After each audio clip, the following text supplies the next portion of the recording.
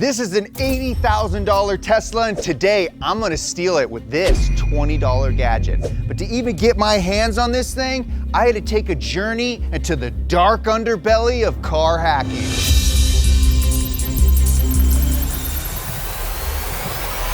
So today we're gonna figure out how easy it really is for thieves to hack into your car. Let's go. Thanks to Omaze for sponsoring today's video. My name's Jeremiah Burton, and giving you the chance to win this car is my business. I'm out here at the Peterson Museum in LA to give y'all the exciting news that the good folks over at Omaze are giving you the chance to win this Super Performance Mark IIIR. With taxes and shipping included for US winners. Just go to omaze.com/donut22 to enter for your chance to win. This iconic American roadster is modeled after the iconic Shelby Cobra, designed by the legend Carroll Shelby himself. You ever heard of him? It's got a 7.3 liter Ford Godzilla V8 engine, a 5-speed manual, and slithers down the road with a striking 650 horsepower. Not to mention, if you win this, you get to pick whatever rootin' tootin' beautiful color you want. And to top off this happy sandwich, donations benefit the Peterson Automotive Museum. That's where I'm at right now. A nonprofit that preserves automotive history and its impact on the world. They work with underserved communities, boast educational programs, and lead preservation activities, and your donation will help them continue to build automotive history. So head on over to omaze.com/donut22 today to enter for your chance to win. Good luck.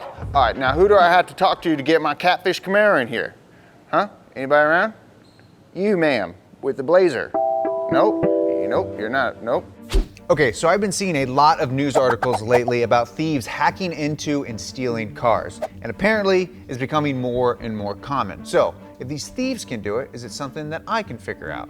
Well, I did some research, and the first thing I came across is something called a replay attack. Apparently, this is the easiest way to hack into a car, and it works like this. When you hit the lock or unlock button on your key fob, it sends a radio signal to your car. But that radio signal can also be read by other devices. It's just out there in the ether, just waiting for someone to capture it. And if you can capture that signal, theoretically, you could play it back and unlock a car without the key. And it turns out devices that do this are super common. I found this one right here on Amazon. It's called a software-defined radio, so I'm gonna buy it and see if it'll actually let me steal a car. And if not, I'll just return it back to Amazon. No big deal. Okay, I've spent some time with this software and I think I got it figured out. Now the first thing I'm gonna do is open up a new session and I'm gonna set my frequency at 315 megahertz. Now that's important because that is what every key fob in the United States transmits at. I'll do a start right here, and now this device right here is looking for frequencies in the 315 megahertz range. Now what I can do is I can take my key fob, hit unlock, and this device now picks up that signal. And what I can do is I can save that signal, and if you look at it, this is the actual signal, the actual code that's used to unlock my Catfish Camaro. What I can do is I can play back that same code without this key fob and unlock my car. Well, let's go see if it works. Okay, so I'm outside here next to my Catfish. We got the Catfish door, it's locked, can't get in. But I have the code here saved on my computer, and fingers crossed, all I need to do is just hit play, it'll play that code and open the door. Let's see. Here we go. 3, 2, 1.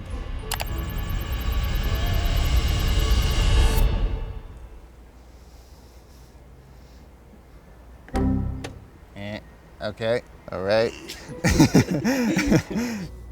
Stop. All right. Save it. Take 2. Here we go. Okay, what the f***? Not doing it. Okay, 3rd time's a charm. Of course it doesn't work off the jump. That would be too easy. Here we go, 3, 2, 1. Did it work? Hey! There it goes. Heck yeah. Okay, so that was pretty neat, but that's me breaking into my own car. What if I break into someone else's car? James is over there. He's in a meeting. He's a little preoccupied. Let's see if I can get into his stuff.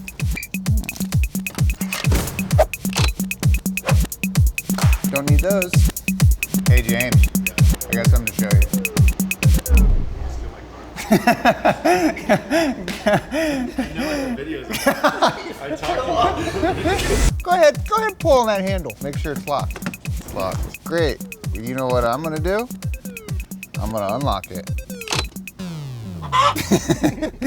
Yeah. All right, so what I did is I took your key fob and using this hack. Okay, but here's the problem with replay attacks. This would never work in a real life situation, and that's because 99% of cars use something called rolling code.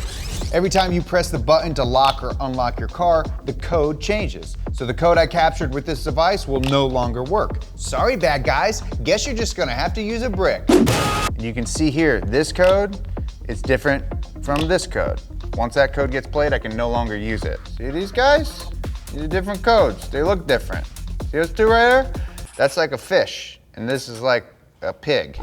But there's an even bigger problem. I can break into the car, but I can't start it. You still need a key to do that, and I want to steal a car, not just break into one. So replay attacks aren't gonna cut it. So I hopped back onto trusty old Google, and that's when I found out about relay attacks. See, unlike old caveman cars that use a key, most modern cars use something called passive keyless entry systems. When the car detects you're nearby, it sends a wake-up signal to the key. The key then sends an encrypted signal back to the car, and the two trade codes several times, confirming they are the right key for the right car. Once both are confirmed, your car will unlock and then start. And this is where relay attacks come in. You can trick a car into thinking its key is closer than it actually is by relaying the signal. It's kind of like a Wi-Fi range extender. So you're inside the supermarket buying flaming hot Wonder Bread. Yeah, it's a thing, it's pretty good. And there just so happens to be a thief right next to you, boosting the signal from your key, sending it to his buddy who's standing near your car outside. By the time you get outside, your car's been stolen. So all I gotta do now is buy one of these relay devices. Unfortunately, I can't find one online. So I'm gonna have to do the thing I said I would never do when they created the internet, and that is buy something on the dark web.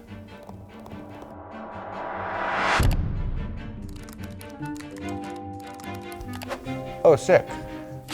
Best prices in USA from developer, high quality, tested on more than 200 cars, worldwide free shipping, keyless repeaters. Let's see how much these things cost. $15,000? What, is this guy out of his freaking mind? You can't afford that. Let's see if the guy will let me borrow one. So I messaged Evan to see if we could borrow one, but I didn't get a response. So if buying one isn't an option, what about building one?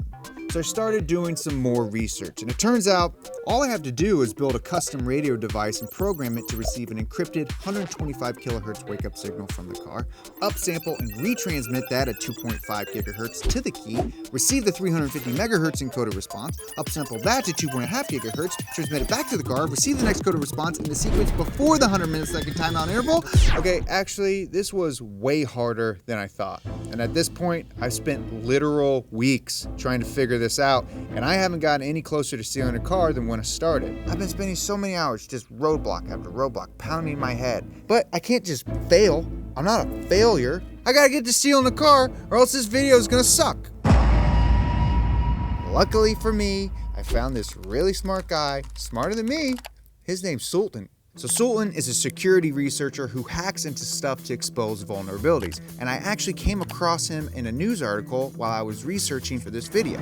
He discovered a new kind of relay attack that works on cars like Teslas. So he's flying out here right now from Canada to show me how it's done. And of course, Murphy's Law, the day he got here, I got mega diarrhea. So Justin took over for me. Don't eat ceviche when it's hot. Sultan is a Bluetooth hacking expert, and he discovered a huge vulnerability in keyless entry technology, specifically phone as a key. That's when you use your phone to replace the key of your car. And this is something that a lot of car companies are starting to utilize, including Tesla. The relay attack has been around for a while. Yep. So how is this Bluetooth one different from that? The basic concept's the same in that you're making the two sides sync, they're close to each other, but the difference is that with Bluetooth, it's switching frequencies all the time, and there's some more complexity in handling the frequency hopping and direction switching. I mean, I just used free software, off-the-shelf hardware. I mean, you could make a relaying device for like $10, and you need two of those. So let's say $20 making basic versions of attack is feasible. How close does the device actually need to be to the phone key or the car? I've experimented with this a little bit, and there was like 15 meters away when I was testing. With some devices, if there weren't strict latency limits, they could even be on opposite sides of the planet. Wow, that's impressive. Let's go see this thing in action. I'm excited. Yes. All right, so we are outside with this locked Tesla. Jimmy has a phone inside over 50 feet away that has the Bluetooth access to this vehicle. So just to prove to you that it's locked, that mirror is folded in, the car is asleep, security mode is on, so we're gonna go ahead and see if this thing works. Are you guys ready? Yeah! All right, activate the device. Here we go. Okay, press enter on your end. All right, it's doing stuff on the screen. Device has been activated. Uh-oh.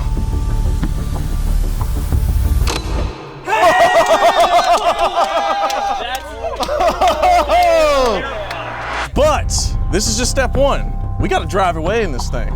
Did you guys take my Tesla? Your Tesla is about to disappear, Jimmy.